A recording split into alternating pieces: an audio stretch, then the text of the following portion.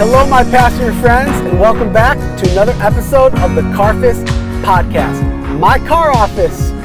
I'm your host, Greg Gross. Please buckle up and enjoy the ride. Heyo! Episode 5. Here we are. Hey, that's like a big milestone, I feel like. It's like a whole hand. Look at that. 1, 2, 3, 4, 5. Episode 5 coming at you. This is going to be a little bit different of an episode. I'm pretty excited about this one, because we're going to go into fun, exciting, interesting UB-LYFT-ERING stories. Are you excited about that? UB-LYFT-ERING. Yes, Uber and Lyft. You put that together. It's called UB-LYFT-ERING. You catch it? Good. Well, before we jump in, I just always want to remind you, if you've been enjoying the Carffice Podcast, please share it with others. Pass it on. Like it, post about it, subscribe on YouTube. Like I said, this is, if you're watching this on YouTube, you're going to see a little bit more things today. If you haven't caught it on YouTube yet, I really encourage you to check it out. Otherwise, it's on Apple Podcasts, Spotify. I'm posting on my Facebook, Instagram, just different things like that. And like I said, so many of you already have sent me so much love and support. And you're like, Greg, it's so you. I mean, when I ask people for their opinions, they're like, hey, you got your weird one-liners, your quirkiness. It's you, Greg, so just keep going. I mean, so, hey, I appreciate it. I want to be authentic. I want to be me. I don't want to be somebody different. But with all that being said, I appreciate all your support so far. And I just want to let you know, if you've been listening to this, please pass it on, share it with other people. I hope today adds value to your life in some way, or at least you'll get some laughs or astonishment or like, holy cow, that really happened. Because, you know what, again, this is more like leisure, entertainment, fun, and yeah, I've been having fun, so I hope you've had fun. So with all that being said, let's jump in. Got my notes here. Just want to make sure I stay on task, as I always do. But I thought about how do I want to start this episode, because the thing is, and by the way, I'm a little under the weather.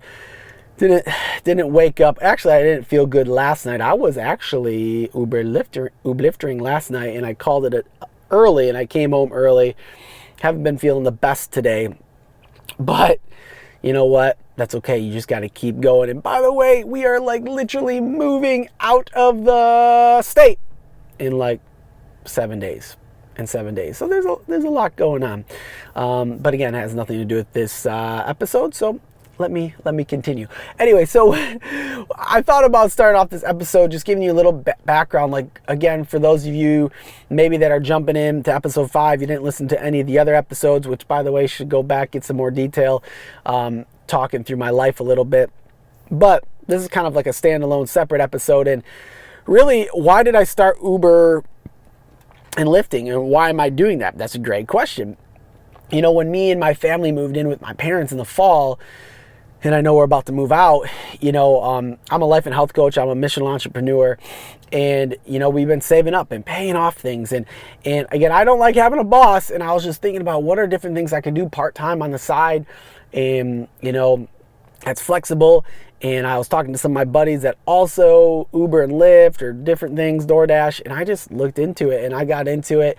And for anybody that knows me, I enjoy being around people. I like talking and I don't really mind driving. So it didn't really take me long to get used to Uber and Lyfting, and I really enjoyed it. So I just kept doing it. And for part-time work, it's been amazing. I mean, I think it's great money. It's consistent. It's predictable. I kind of got a really good feel for it in this area that I'm in.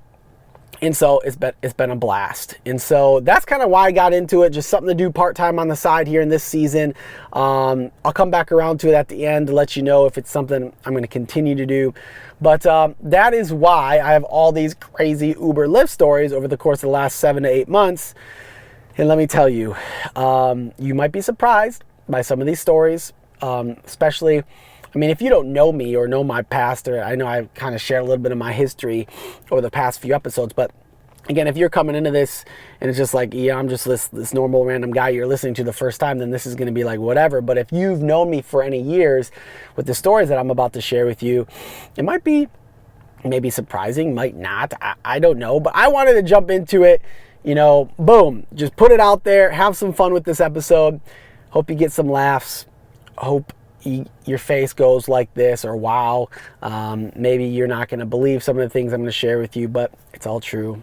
And are you ready? Are you ready? I'm going to start off with maybe a little bit of some disclaimers, and then I'm going to start off with probably one of my most craziest stories, and then I'm going to leave my other two crazy stories for the end. So you got to stick around, okay? You got to stick around. That's right. So I just felt like I wanted to put a little disclaimer out there for all my ministry and vocational ministry friends out there. Me jumping into Uber and Lyft was an experience much like I experienced when I was valeting downtown Minneapolis when I went to North Central University to get my pastoral license. And I mean, when I was a valet, I saw the nightlife. I saw everything. It was really good for me to see that because, can I just admit this? When you are in the church culture, I'll just call it the church bubble, when you are in vocational ministry, bivocational ministry, probably more, just inside the four walls. I'm not saying this is true for every pastor or every situation, but for much of the time it was for me in the 10 years that I did that. You kind of just get closed into that bubble. You just do. And so, and you kind of get caught up into that life, and you kind of forget what real life is, if you kind of hear what I'm saying. Like, you kind of forget what's going on outside the four walls, and that's actually pretty bad, and that's sad. And so when I valeted in college, that really helped me kind of stick to reality. And so then obviously I didn't really have many outside of vocational ministry jobs. Besides, I did different things, like worked at Pizza Hut a little bit, but nothing like nightlife, nothing like I've been experiencing the last 7 to 8 months. And I'm really glad I kind of got knocked back in the face and back to reality and be like, okay, this is life. This is what our world deals with. This is it, people. And so it might sound silly me sharing it from that perspective, but I just wanted to put that out there. That's my background, everyone. I grew up in the church. I grew up, in that type of culture, and I'll just say that bubble, and there's pros and cons to all of that. And so going into the nightlife, because I worked nights with Uber and Lyft, so I would work a night or two during the week, and I would do Friday and Saturdays from like 8 p.m. to 3 a.m., 4 a.m. I'd get all the, drunk people home safe. Just out here serving, making it easier for the cops and everything like that. So, and also saving people a lot of money, not getting like that $5,000 ticket. So, although that being said, some of these stories I'm about to share, I just wanted to make sure everybody knew, like, this stuff, unfortunately, isn't normal stuff that I would normally see. It's always going on, but it's stuff that I'm not around these scenes a lot in my 33 years of life. So it's been very eye-opening again. I've had a lot of wow moments. I've had a lot of realizations, like, man, like, our world is so broken. It's so hurt. Our world is going through so much, and we can get so caught up into our own little worlds and our own little bubbles and our own little experiences that we forget there's so much more going on. And we just need to love people better, and we need to be there for people better, and we need to just add value to people better, and we have to notice people better and come alongside people better and not just be so selfish. That's really one of the biggest things this last season of life, these last 7 to 8 months in Uber lifting. So I'm grateful and thankful for them. But with that have come some eye-opening, crazy, some weird, some funny stories. So you ready? Are you ready? I think you're ready. So I'll start off with my first day Uber lifting. I don't know what I'm going to keep calling it, Uber liftering.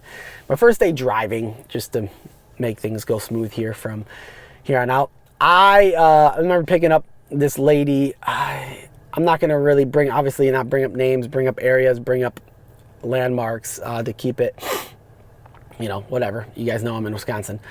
And I picked up this lady, and I took her to work. My first ride, no lie, driving through this neighborhood, in this neighborhood I'm not familiar with, obviously. not even where I grew up. And there's speed bumps, and I'm not aware of speed bumps. And literally, I'm driving this lady, and I don't see a speed bump coming up, and I'm going faster than I should be going, and I like hit this thing. I hit this thing to the point where we all just, our bodies moved a little bit more than they should have. And I was like, oh my gosh, I'm sorry, I didn't even know. And she's laughing. Thankfully, she's laughing. But hey, that was like day one. I started off really, really strong, day one. And let me pause right there. If you're on YouTube, you just get a little bit more of a treat here. But I just want to show you, I give out Fiji waters. I have a whole bag of, well, it's not a whole bag anymore. There's some gum back here, a whole bag of mints for people. And then, oh yeah, these are usually people's favorites right here. Jolly Ranchers. So I got Fiji waters. You see, I got still the movie theater right here. I played Hocus Pocus during Halloween, and then I dressed, throughout October I played Hocus Pocus, and then I dressed up like Doc Brown from Back to the Future on Halloween. I had the whole get up on. You can look back on my social media, and I had I said welcome to the Van DeLorean as they got it. My wife made a whole navigation system for me right here. It was fun. It was a lot of fun on Halloween. And then I played Christmas movies throughout Christmas. And now I've been rocking this for a while. School of Rock's been going on. Classic. At least I call it a classic. And so that's been a lot of fun. I mean, I tell people all the time, do it right or don't do it at all. They get in this car. Again, every time they get in this car, I say, hey, welcome. You got Fiji water at the door, Gum Mints, Jolly Ranchers back here. You got School of Rock up there. Welcome to the best Uber or best Lyft of your life. People laugh, people whatever. They're like, oh my gosh, this is awesome. Never experienced this, blah, blah, blah. Some people are like, oh, I've had better, whatever. You know, I've met so many different people, but it's been a blast. And I'm doing it right, people. I mean, I've even got first aid kit. I got juice boxes and fruit snacks for kids.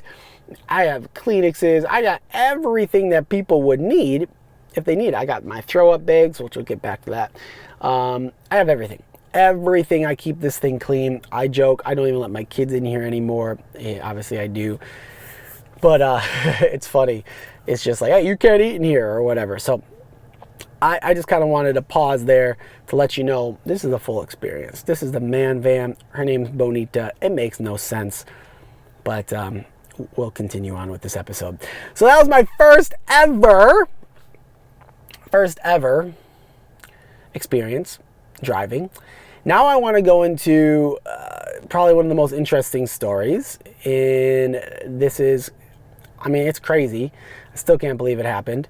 And it happened within the first couple months of me driving. I picked this young lady up out here in Lake Country area. And I was on the Lyft app. And at that time, I didn't have enough points. And so you have enough points to actually see where you're taking somebody. Well, at this point, I didn't. So I pull up to this house, and I thought it was a guy's name, though. So I thought it was a guy that I was picking up, and it wasn't. A younger lady came out. Later found out, you know, she was like 19 or 20 or whatever. And she came in the car. I hit arrive, start the ride, and it said Chicago. Now, at this point, I'm like over 2.5 hours away from Chicago, okay? And I'm like, oh, Chicago, eh? And she goes, yeah. And then she's like, can I just go to sleep in your back seat back there? And I'm like, sure. It was kind of weird.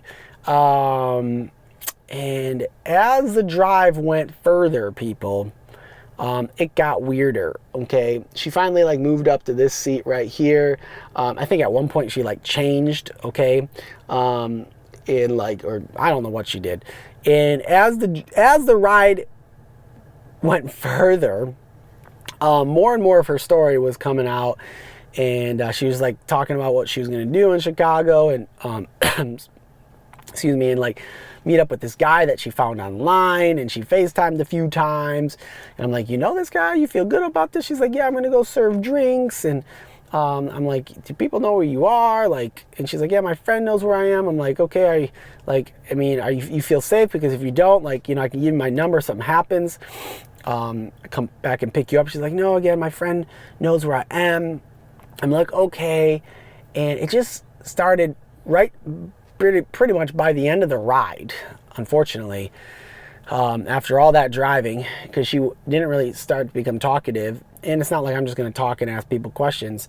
Believe it or not, she just started opening up more about stuff, and stuff started just sounding really sketchy. I started not feeling really comfortable about it all. The father in me was starting to come out, and just like, all right, well, you be safe, you make good choices. And it just was getting sketchy, people. It was getting sketchy.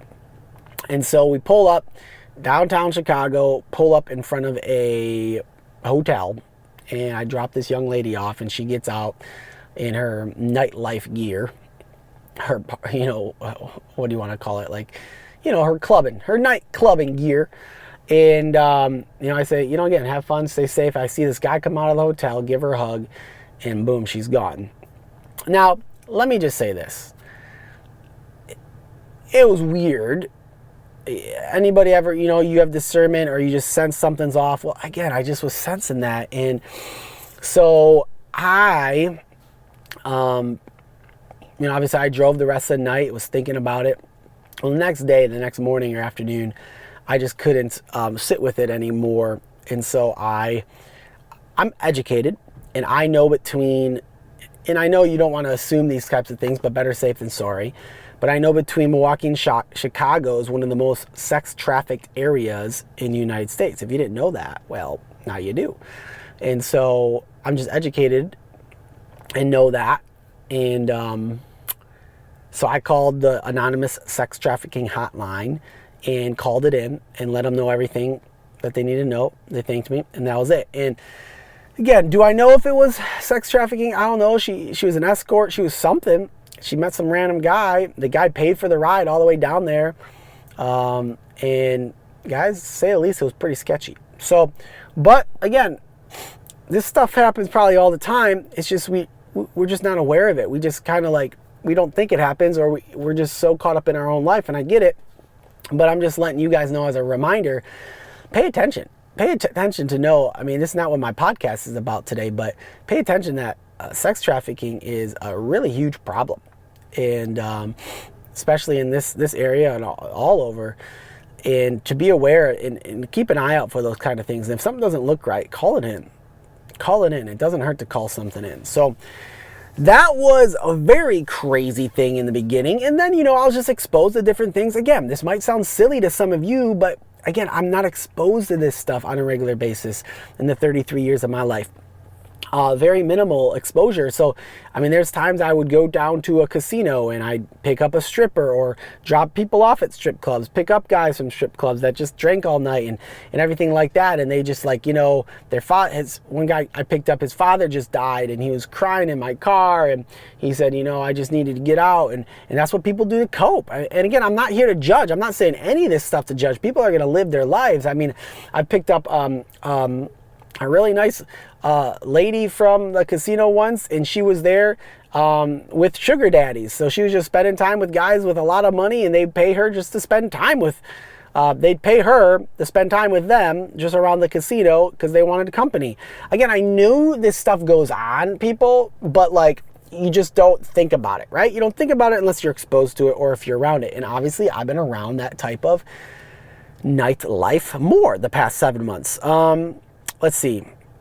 Here's a time when I didn't feel safe. Probably one of the only couple times I didn't feel safe. So I picked up this lady in a city outside of Milwaukee and picked her up, and it was just weird from the get-go, and I couldn't understand her. She sat right there. She was it was weird, uncomfortable, hitting on me. She was a little older. And this was earlier in my driving too, and I was taking her to the north side of Milwaukee. And let me just throw in a little side note right here too, because this was the most astonishing thing to me, and it's actually shame on me that I didn't know this growing up in Wisconsin my whole life. It's not like I get to Milwaukee a lot or all the parts of Milwaukee, but when I first rolled into North Milwaukee, and I know every state probably has an area like this, but it's not okay. I literally felt like I was in a different country in a bad way. It is sad what that part of Milwaukee has turned into and what we've allowed it to turn into and all the crime and how unsafe it is. literally, I mean, I've been on different trips and out of the country, and it literally felt like I was in a different country. The poverty, the rundown, just how it made me feel as far as not feeling safe, the different things I saw going on, cars cruising everywhere, people just on the side of the road. You just didn't know. And I was naive. I've been naive. I'm just going to say it. And, but I am saddened that there are areas like this that I didn't even have any idea about, because I just live in my own world. I live in my own bubble, and it just stinks that I just feel like we should be doing more to help. We should be doing more to help rebuild cities that are broken down like this in North Milwaukee. So I dropped this lady off in North Milwaukee, and she had me go to different stops, like even that weren't even on my app, and I was starting to feel uncomfortable. And again, remember, this was like in the beginning of her phone wasn't working. She stopped at one house, got out. She said she had like to do something, came back, and I'm like, hey, I can't take you anywhere else. But at the same time, I was scared. Like, I thought she was gonna do something to me, like legit. And so, luckily I was able to drop her off somewhere, and then I left. But again, I rarely go back to North Milwaukee, because I got to remember, as bad and as sad as it sounds, because it's just not safe over in that area of Milwaukee. Like, I have to be conscientious of, I have a wife, I have kids, I have a life, and me driving through those parts of the cities isn't the safest thing in the world, and I have to be mindful of that. And it's sad that I can't, and I want to be able to do more. But it just really opened my eyes. It really opened my eyes. And we don't have to get into all the background and history of that. Many of you know why, North Milwaukee is the way that it is, unfortunately, over the years. And it's gotten like that. So this is not a political conversation. This is not a race conversation. This is not any type of conversation. I'm just letting you guys know that we need to do better. We need to do better, no matter what our age, gender, race, political views, stance on things. We just need to do better. And so let's see, that's when I felt unsafe. I do carry a knife with me. If you're on YouTube here, I'll show you. It's not anything special, but there you go. That's it. Never had to use it, anything like that. It's just I don't know, just obviously better safe than sorry. I don't have like a concealing carry. I can't carry anything like a gun, so, and I don't even think I need to. If I'm going to die in this car, I'm going to die in this car, people. I mean, if someone wants to stab me or shoot me, they're going to stab me and shoot me. Me being out on the road, just the casualties of driving and other drivers and out during drunk hour, if, the likelihood of me dying is higher because I'm out so much on the road. Okay, I'm not trying to be like morbid or something like that, but that's just the reality. So it's something you just don't think about. I'm out here to serve people. I tell people that all the time, and that's what I truly believe that I'm doing. I'm making side money, providing for my family, and I'm out here serving people and hoping to keep the roads safer. Excuse me, because honestly, that's what I'm doing late at night. I'm not going to be out at 3 a.m.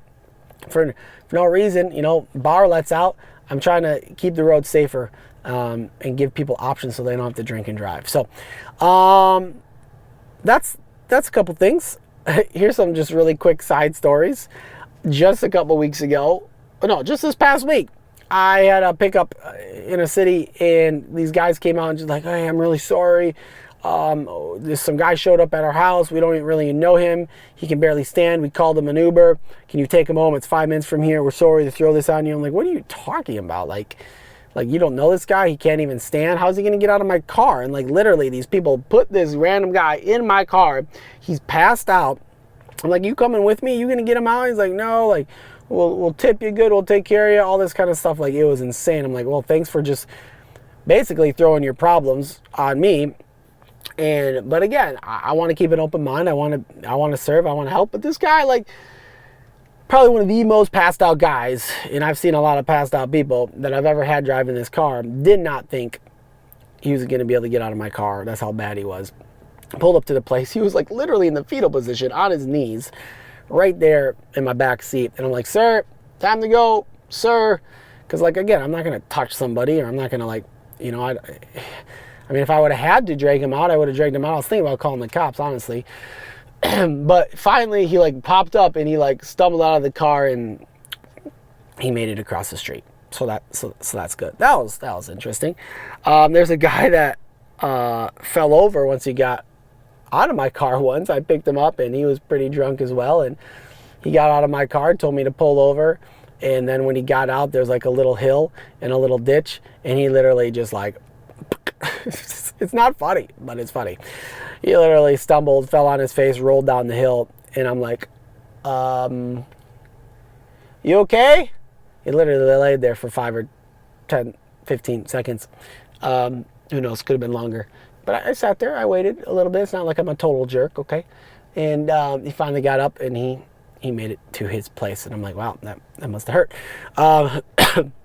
And then I had a friend, well, 2 friends. One got out of the car. He fell right in the grass. The other friend couldn't even pick him up and get him to his house. Again, these are just normal nights. I have not had anybody throw up in my car. I know everyone's wondering. I've been very lucky. My kids throw up in my car more than adults. Okay, Etney just threw up in the car like last week on a trip to a park. So I've had people almost throw up in my car. I've had people hang their head out the window. I've had people where I've stopped and they've gotten out and they've thrown up and they've gotten back in. But I've been very fortunate that no one has actually like hurled all over my car. So that's a positive. I'm really excited about that one. And hopefully that streak will keep going. Let's see. What else I got on my list here? Okay, I had a lady I picked up at a hotel once in another city, and she got in my car, and I thought things were off right away, and I had like a 10-15 minute drive to drop her off at a different hotel. She basically told me she was an escort going to another hotel, but my goodness, people, it was scary because I didn't really know. She was very unpredictable. She was like flaring around in my backseat, like literally flaring all around. She was like going everywhere. She was saying crazy things. Like again, I'd be lying to you if I didn't think my life was a little bit in danger during this ride. So that was weird. I got her there safe. She got out, everything like that. She was definitely on something. Don't know what, but she had to be on something. So that was an interesting ride. Let me see. Oh, well, this was a fun one. It was kind of more during the winter time, and I picked up these guys from a bar on top of this hill, and this guy came out. Actually, the bar owner called this in the Uber because he was so drunk he couldn't drive, couldn't even call his own Uber.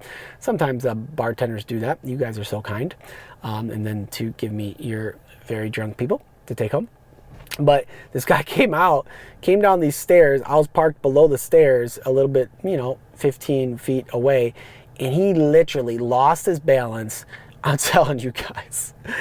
He started stumbling full steam ahead and smack! He like smacked his face and body in the front of my car. Like, I can't believe there wasn't a dent. And he literally rolled off, fell on the ground, and I'm like, okay.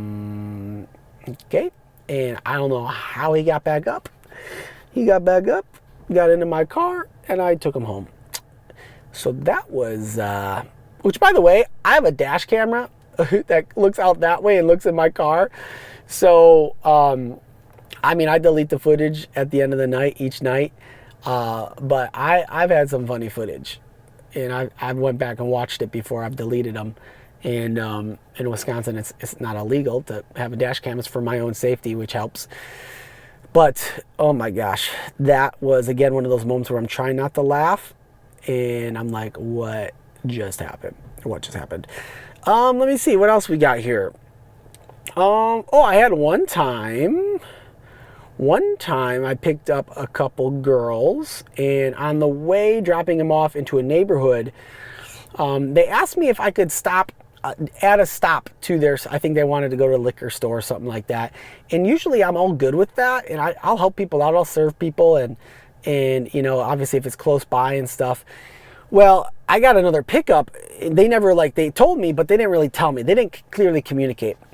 And halfway through the ride, I got another pickup. And then all of a sudden, I'm about to pull up to the place where I'm supposed to drop them off that they originally paid for. And they're like, why don't you go down to the liquor store like we asked you to? And I'm like, You asked me if I could, but you never confirmed when I asked you, and I have another pickup now, and I apologize. Again, I mean, I got you to your original location that you wanted to go, and they were so upset, and I said, is this your original location? They said, yeah. So I opened the doors because they're automatic. And the one girl that was sitting here, she's like, you can close the doors. We're not ready to get out. And I'm like, okay. And I said, well, this is your location, right? And I have another pickup. So, I mean, can you guys get out? So I opened the doors again. And she's like, well, you don't have to be rude about it. And I'm like, I'm sorry, I'm not trying to be rude, but she's like, we're not ready to get out. I'm like, well, this is my car. This is my property. I need you to get out of it. And so, again, I was calm the whole time, but they were calling me a jerk and telling me I was being rude. That was interesting. For a moment, I felt a little unsafe, but, I'm still here. Hello, I'm still here. Let's see. Just a few more stories, everybody. Just a few more stories. We'll end with some good ones here. I got how many left here? 1, 2, 3. I think 3 more stories. Here we go. So this is one of my best tip stories. Okay, I was out in Lake Country area, and it was about 1 a.m. and I went to this area and I picked up 2 couples. They got in my van and they wanted to go to this establishment. I didn't really know where it was at first, and they said they needed to go and do some work. And they asked if I could wait, and they would pay me to wait. It might be an hour. And he's like, I'll take care of you. And I'm like, yeah, I mean, sure, I mean, if you're going to take care of me, I can wait. I dropped him off at this establishment. It was like this printing area, press area. They were going to go do some stuff. I don't know. I don't ask questions, people, but I didn't feel unsafe. It was fine. They get out. He comes back, hands me a wad of cash. He's like, you're going to wait, right? Like, yeah, I'm going to wait. It was like $100 in cash. I'm like, yeah, I'm going to wait. He said it was going to be an hour. They came back in like 20 minutes, dropped them off. I made like $150 in like a half hour. It was a beautiful thing. It really was. And so there's that possibility. And then, so here, my second to last story, and then I'll share my best, what you want to call it, tip story. But so my second to last story, this just happened a few weeks ago. This is kind of funny, kind of obnoxious at the same time. My wife thought it was funny, and I don't know where I was again. I was probably in Milwaukee area or something, but I picked up three ladies. They're about, I don't know, mid 20s, mid to late 20s, and they're just right here. Obviously, 3 of them, boom, boom, boom. And I picked them up from one bar and took them to another bar. Now, again, like, as I'm pulling up to this bar, they are like, hey, yeah, pull over right here and park right here for us. And I didn't think it was weird or abnormal. It was right next kind of like to the bar. They just didn't want me to park in the street or something, right?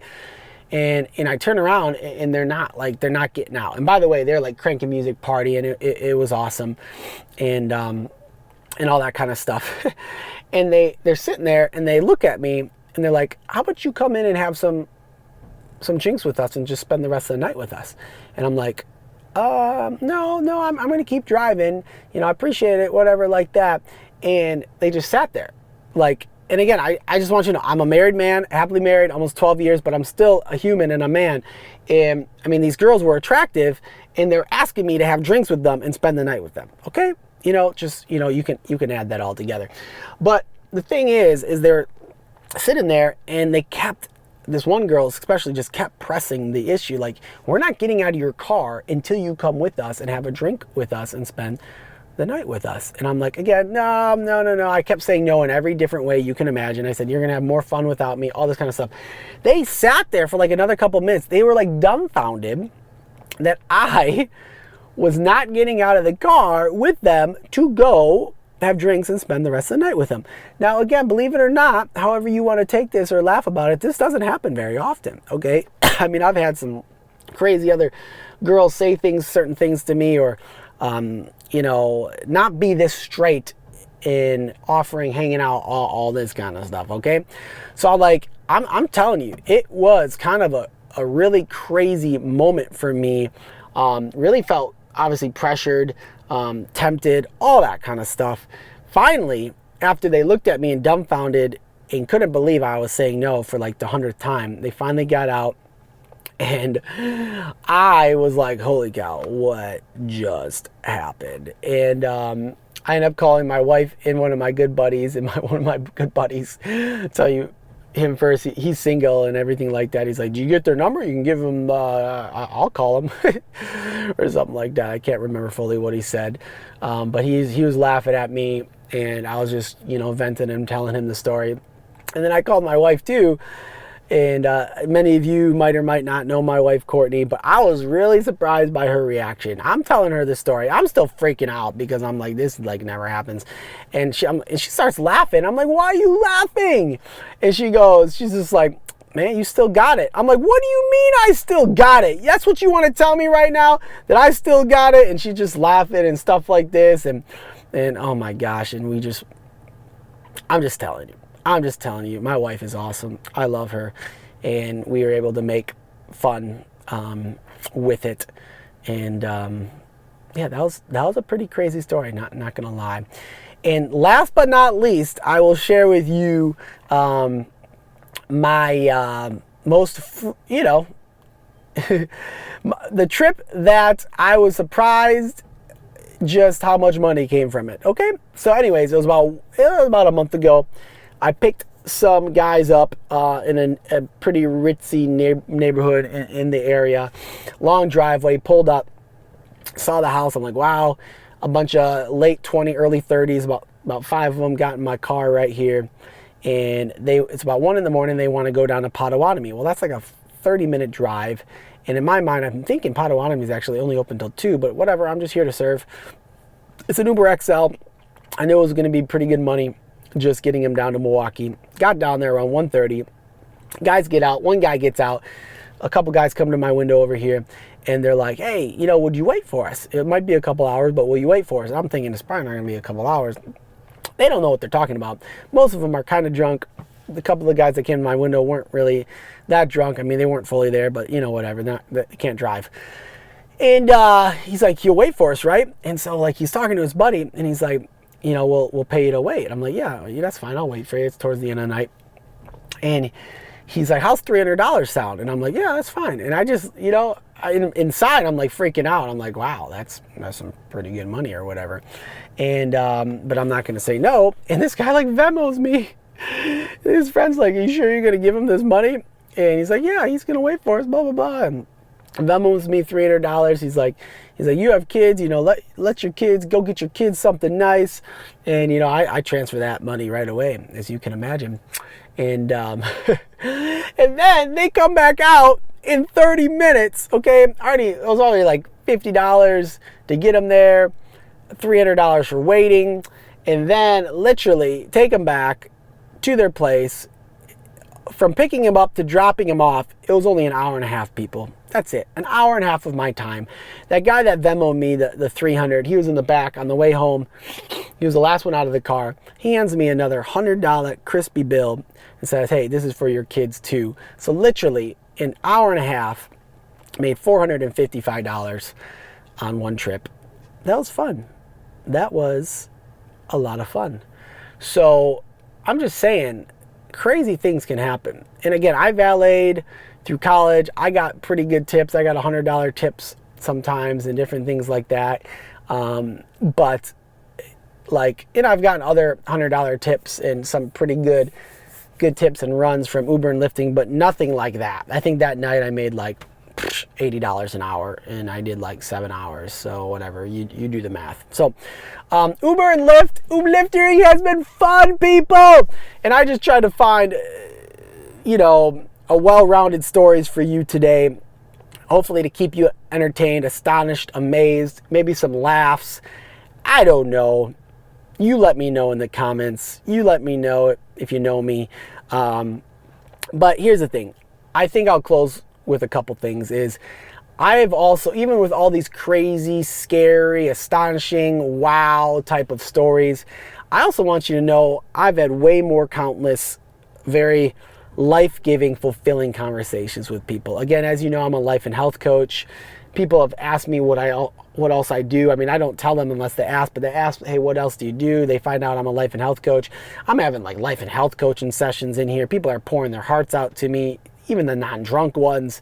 Like, you know, a 10-minute ride, 15-minute ride, sometimes 20-minute rides. And people, before they get out of this car, they're crying or I'm crying and I'm hearing all these stories, and it's just life-giving, and get to meet so many different types of people, so many different types of stories. And again, there's so much good in this world. I mean, yes, there's heartache, there's sadness, there's crazy stuff going on, but there's also so much good going on in this world. And that's the other thing that I'm really been grateful for with Uber and Lyfting, that amongst all the crazy stories I shared with you today, there's so many countless really fulfilling conversations I've had with people. And maybe I'll do a whole episode on those as well, because it's like, well, Greg, why don't you share all those stories with us and not all these other crazy ones? You know, good point. Because this one I wanted to do fun, exhilarating, weird, crazy stories, okay? But I'll do a whole other episode on all these fulfilling, awesome, life-impacting more stories, okay? All right, so just stay tuned. Calm down, all right? But I've really enjoyed that. I really have. And it's almost like I get to serve people in that way. You know, I've prayed for people, offered prayer. Some people say no. Again, I've been able to encourage so many people, so many thank yous, and I got pretty good ratings. I pride myself in doing things well, and so I better be getting good ratings. So yeah, with all that being said, Lyft and Uber for the future as we get to Erie, Pennsylvania. I don't know if I'm going to be Ubering just because it's more complicated transferring that all over, but I figured out with Lyft it's a lot easier. So I might keep lifting once or twice a week, just for a little bit longer in Erie. Might not need to do anything really though, just because with how fast life and health coaching is growing, just super grateful for that. So, I mean, again, the Lyft and Uber is just kind of something on the side for a season.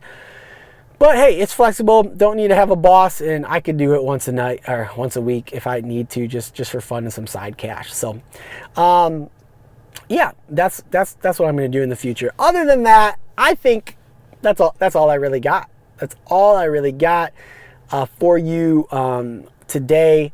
This was fun, a little different, especially because, you know, I was sharing more about my story and our transitions and the years of my life and different things like that. So I don't really have a lot of crazy direction moving forward. I mean, I have some ideas that I might be talking to you about here soon. I want to kind of go more into my death to life story. I want to talk about my days in Delano, Minnesota, Beloit, Wisconsin, and Burlington, Wisconsin. So stay tuned for that. Other than that, we are moving in 7 days. I hope I can keep up with launching one podcast a week, so stay tuned. Again, I appreciate you all so much. Thank you so much in advance for, again, sharing, liking, supporting. Please give me your feedback. Please reach out. Please comment, whatever you want to do. And again, this has been a lot of fun for me, and that's why I keep doing it. I know we're only 5 episodes in, but it's a lot of fun just sharing my life with you. And if you if you want to keep hearing more about my life, then like I said, keep sharing, subscribing, liking, commenting. Also, if you have any questions for me, or you want me to do an episode on something specific, let me know. Like, say it in the comments, reach out to me, DM me, message me. If you know me personally, let me know. If you want to hear a whole episode on something, send me in topics. And maybe that's what I'll do here in the Carffice. Or if you really want me to bring on a guest, let me know. I wasn't really planning on that in this atmosphere, but let me know. I'm open to whatever. I want to serve you guys, my audience, and all that kind of stuff. So, all right, my passenger friends, I hope you enjoyed your ride today in my Carffice. I hope it helped you in your current location or towards your next destination. Until next time, be well.